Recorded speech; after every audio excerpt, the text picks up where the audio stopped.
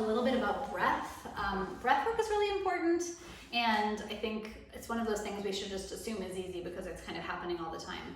But because of working at a desk, because of a sedentary lifestyle, because of holding things and people, we tend to breathe higher than our diaphragm would like us to, than our bodies would like us to. So on day 3, I just want to practice diaphragmatic breath. It is that important. So getting the tension out of the neck and shoulders when we breathe. If you palpate yourself right above the collarbones, if you find your collarbone and you gently kind of palpate above that, up into the neck and out to the sides, if this area is tender, it means you've been neck and shoulder breathing. So we're going to bring the hands now to your ribs. So finding your rib cage, making a circle, fingers around the front, thumbs around the back.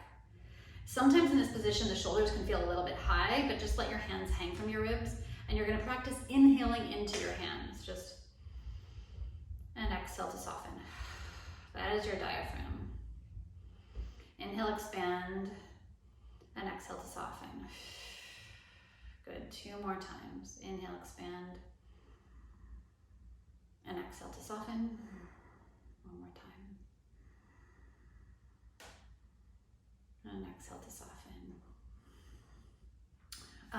So like I promised, I'm not going to use any serious props, but for this one I wanted you to try to just grab a pillow, just a pillow, a regular bed pillow, because we're going to practice this in a different position. I'm using this instead, which it really kind of has the same function here, just giving feedback to the rib cage laterally. So we're coming down onto your side on the pillow, your head is off the pillow, and we're just going to practice breathing into that pillow here. And you'll notice that it's like once you settle in and know where to breathe, it actually feels pretty nice.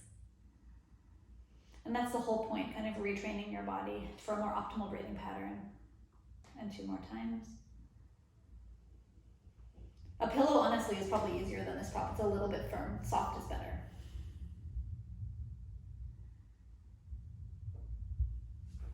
Good. And we'll do the other side. We're coming up sideways.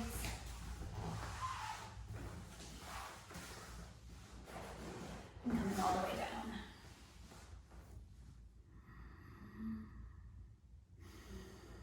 So it's just that idea of having something like a surface to educate you. A lot of you who do private sessions with me understand that's something, a principle we use a lot in Pilates. It's almost like the prop itself is like a massage hand, someone guiding you in the right direction.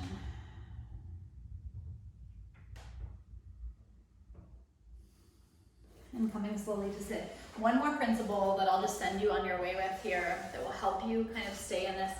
I already feel so much better, just kind of like almost like more energy, more like oxygen in the brain. Something else that will help you with this idea is breathing into your belly more. I think a lot of us think that the abs always have to be tight. Couldn't be further from the truth. They're a muscle like any other. You want to let them be loose and engaged. So that's what I encourage you to think about today, is just letting the belly hang out when you inhale. And it can engage it when you exhale if you want, but that part is optional, honestly, throughout your day. If you really are feeling like you want the extra sense of your abdominals, great, engage it. But on the inhale, can everything soften and expand? Everything low, everything kind of below the ribs. Yeah, and please do let me know. I think that will, like already, like I said, just doing like 10 breaths like that, I feel so much better. And I kind of thought I'd been doing it all day. So I really hope you have as rewarding experience with this breath exercise as I did.